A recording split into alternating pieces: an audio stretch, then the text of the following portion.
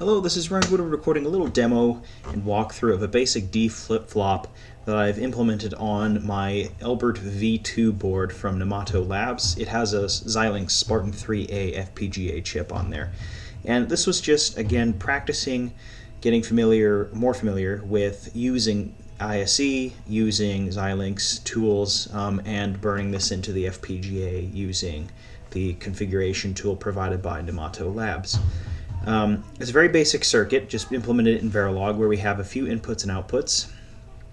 We initially set Q to 0 and Q bar to 1. And then we have D, clock, set, reset, and Q bar. And basically, we'll see that Q bar and Q will never be the same. One will be 1 and the other will be 0 at all times. They will never be the same. And it's all determined on D, reset, and set. If set is high, then Q bar will be high. If reset is high, then Q will go high. And then D determines what value will be passed out, and Q will generally get the value of D. And so that's what we're seeing down here in this case statement. Case D, if it is 1 bit wide of the value of 1, then we have Q being assigned 1 and Q bar being assigned 0. If D is 0, then Q will become 0 and Q bar will become 1. And that's actually the default. So we perhaps don't even need that statement, but just for good measure it's in there, as in the above we have Q bar being 1. All right, aside that, I just want to cover the user constraints file. We can see that for our inputs and outputs, we have a couple LEDs, Q here. Here is the location on the board. Q bar similarly, and the location there is P47. We have D, set, reset, and clock. And one thing I noted when actually working with the clock, I had to add this statement in here. This is actually provided from an error that I had without it in ISE. It gave me this statement, and adding this allowed me to actually, use the buttons to clock the D flip-flop back and forth. So just a quick note, that is absolutely necessary here to work with the clock. Aside that, there's not much more to it, as it is a pretty basic circuit.